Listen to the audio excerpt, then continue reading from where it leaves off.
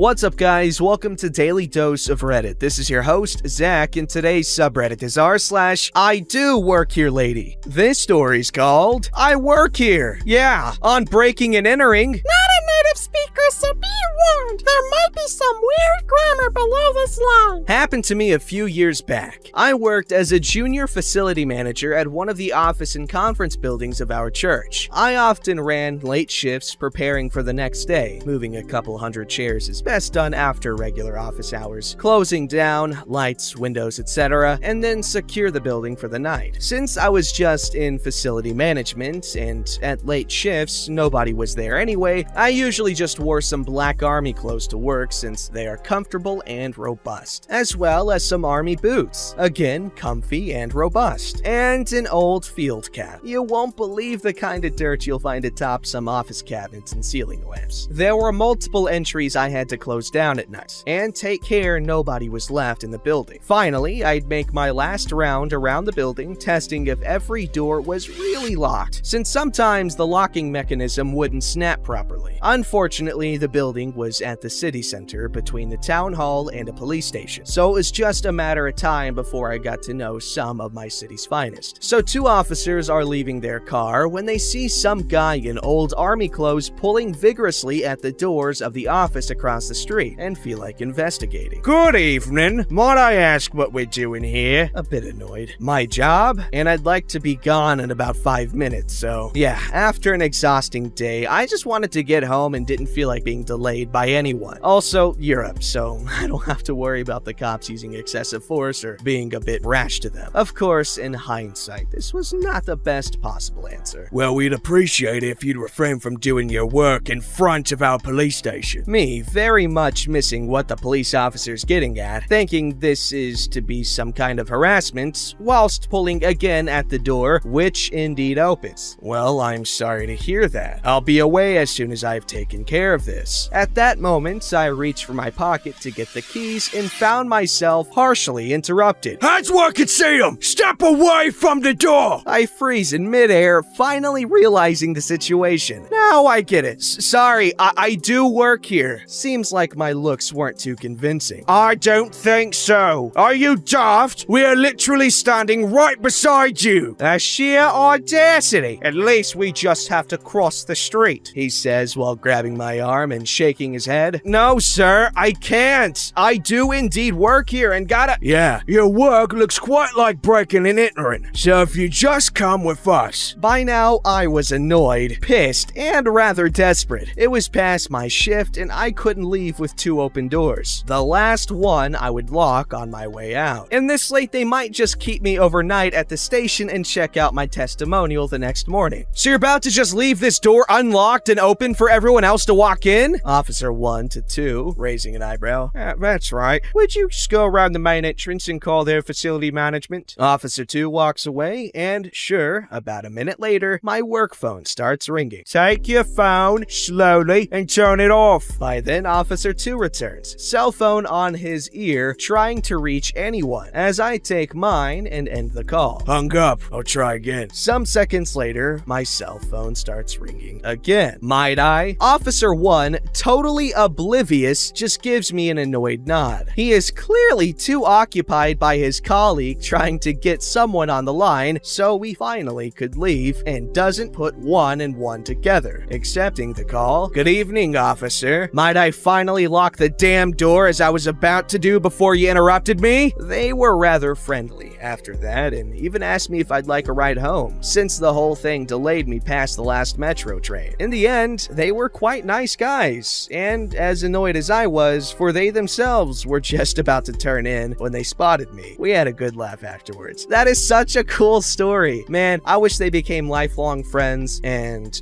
they told us that, like, they became everyone's, like, godparents. Not the godparents of their children, no, they just became each other's godparents.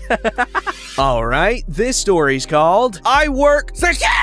So this has happened before, but not to this extent. So there's me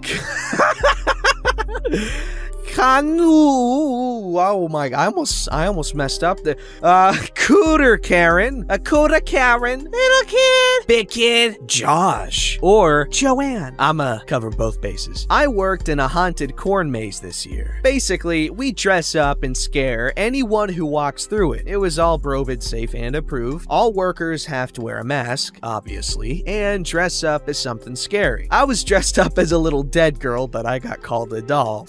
Not the point.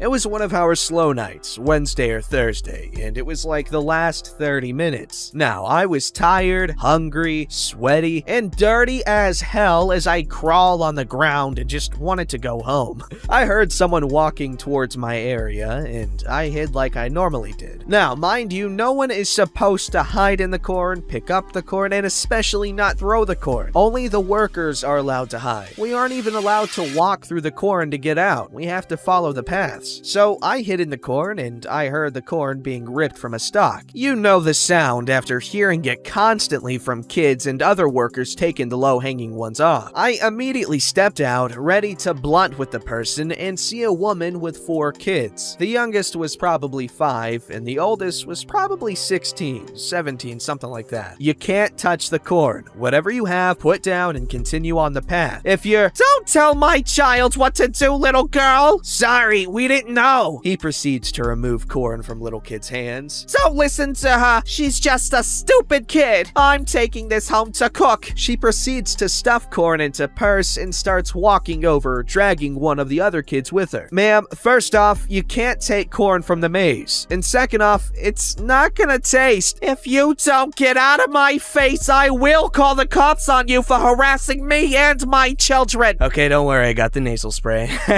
"Listen, lady, I've tried being nice. Remove the corn from your purse, or I'll have security escort you out." She then pushes me. I'm in a dress in the cold, so that fall hurt, and walks away all mighty-like. Big kid helped me up and apologized profusely for his mom before walking over and trying to get the corn from her purse. I had enough when I saw her smack his head and scream at him. I immediately cut through the corn. I didn't care at the moment and headed to my coworker's area. That day, I didn't bring my whistle, given to us in case of emergencies, so I asked him to follow her out the corn maze. We're supposed to follow suspicious people like kids constantly going into corn, people we think are drunk, or kids we noticed acting a little strange. Yo, that's lame. Being drunk in a corn maze would be awesome. Like they were carrying something they shouldn't be, or they were gonna screw in the corn maze. It's a weird area I live in. No, that seems about normal. So Josh followed her out, I think, so I was fine with it. Had her warning given, and then she would be off on her merry way. Nope. The siren rang for us to get out and pack up our crap. So I followed one of the paths I knew out and was instantly bombarded. I got pulled aside by security as Calvin Klein was screaming and crying about how a child was harassing her and her angels, and she had a creepy kid diddler-esque man follow her out, and she's never been so unsafe in her life, and she wanted me arrested for causing trauma to her kids. Last bit my friend heard her crying her ass off about while I was being spoken to. So security asked me what happened. They knew me as the weird worker who would scream Disney lyrics as she walked in to get ready or show up randomly in a onesie, and asked who escorted her out and blah blah. I asked her kids not to touch the corn. She didn't listen and even started packing corn into her purse to eat later. Security gave a gross look. This corn is not meant for human consumption. Please don't listen to my mom. She's just being hysterical again. Nothing like that happened except the creepy guy part. I don't know if he's a worker or not, but little kid did rip corn from a corn stalk and she was just doing her job. Mommy told me I could have some since it's free. Cooter Karen is away from us, currently crying into the owner's sweater. Josh finally walked out of the corn maze, probably helping the other guards take out trash, and tilts his head confused. Josh was wearing a clown mask and was a chainsaw guy who ran after people with a chainsaw that had no chain. That's the dude! Oh, I asked him to follow y'all out. I didn't feel safe following y'all out because of your mother, and I wanted to make sure y'all didn't do anything like that again. Josh walks over and looks at me confused. Josh usually worked with me, so I could tell his facial features by the slight movements of his body. Oh my god! He's the one who stalked me and my children! He's probably some pervert who walks around here to kidnap little kids like the disgusting 30-year-old man he is. Now, this woman had annoyed me to the point I wanted to hit her, but I started dying laughing, like to the point I couldn't breathe. Josh was a 16-year-old kid whose mom was a friend of the owners and several older co-workers. Cooter Karen was losing her mind, confused on why I was laughing and why the sheriffs weren't arresting me and taking me to Rikers Island. Josh, he's a worker here, and he's 16. Now she's going back, Wano, about how they hire human traffickers here and that we were all in on it, and they were lying until Josh removed his mask and face mask to show how young he looked. I'd gotten to the point where I was using my dress to wipe off my makeup because I was feeling gross. Cooter Karen was basically standing around, staring at all of us, confused at why nobody was listening to her, and I grinned. Well, as I stated earlier, ma'am, please remove all corn in your possession or I will have security escort you out. Or maybe your cup of tea is a sheriff. Cooter Karen is now banned from the corn maze premise for as long as I work there, and I intend on working there for a long time. Sorry for the very long post, but whoo, was it a doozy. Edit. To everyone commenting on the corn, my friends are dying laughing because that's the main point y'all keep talking about. That is an adorable story. Sounds like an amazing place to work, and you sound like a cool person singing Disney music. That's great. That's great. Christmas music is pretty great too, so if we hang out, you should sing that instead.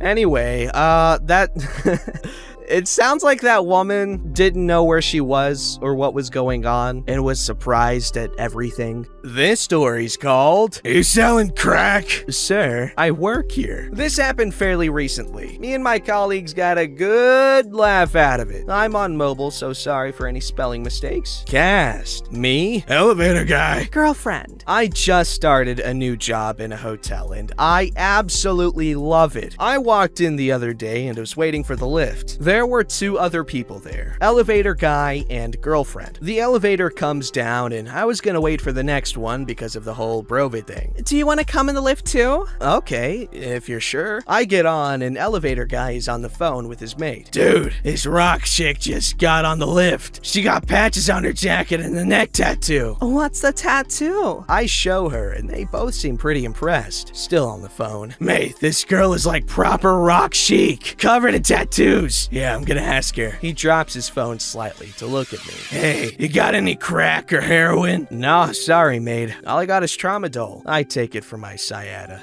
It's prescription drug, but on the street it's used as a recreational drug, so I guess it's pretty sought after because it's hard to get. Wow. Elevator guy back on the phone to his mate. Dude, she has tramadol. Do you work here? Yes, I'm a receptionist. Girlfriend laughed awkwardly and elevator guy had the look of pure horror on his face. We got to the floor I needed and I left. I turned around and said, see you later. I have never seen anyone look so mortified in my life. I told my manager and colleagues what happened and we all laughed. I checked to see what room they were staying in and told my boss I would keep an eye on them. We generally don't have a problem with what goes on in our hotel rooms provided the guests aren't causing disruption or damage to the hotel. They went to their room and didn't leave till morning. They were polite enough guests and didn't cause any issues, so we didn't have a problem. I just thought the whole thing was pretty funny, especially because I look so different and professional when wearing my uniform. Wow. Damn, bro, the party people thought you were cool, so that's when you know you've made it.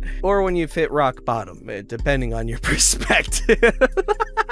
I'm kidding. I'm sure you're a cool cat, because you did share a cool story, and you sound pretty cool. Tattoos are cool. Alright, this story's called From Customer to Staff, All in a Day. The response to my earlier post have been so encouraging that I'm tempted to post another anecdote from the time I jumped to the other side of the counter. Background. I was between jobs for some time, and a friend suggested that I help him out in his shop till the time I find a job. He owned a toy shop, and also he even did management for children's birthday parties. To be fair, he only expected me to handle the event management part of it, mainly speaking to customers, understanding their ideas, and then designing a package for them that met their budget. I worked with him for a year or so, and managed not only the event management part of it, but on days of heavy rush, I would also work as one of the salespersons to take the load off of the sales team. When I used to work there, we had a device system whereby people who made bulk purchases or booked birthday events with us would be given special discounts on their purchases. We would manually make a note of their purchases, work out the discounted amount on certain big ticket items, and manually enter the pricing while scanning them for billing. This was slightly time consuming, but it ensured customer loyalty. The incident. This was a couple of years after I had stopped working at this place. This was a couple of weeks before Christmas. I had gone to the shop to pick up gifts for my nephews and nieces. When I was done shopping, I saw there was a huge rush at the billing counter, and the person manning the counter was totally swamped. There was no one taking care of our regular customers, and they were waiting in line with the rest. I spoke to my friend and offered to help just this one time. I set up a second counter and asked one of the salespersons to direct the big customers to me. While I was shopping, a couple of Karens had been shadowing me, and one of them even snatched a dollhouse I wanted to buy for my niece just as I was reaching for it. When I went behind the counter to help with the billing, the look on their faces was priceless. I love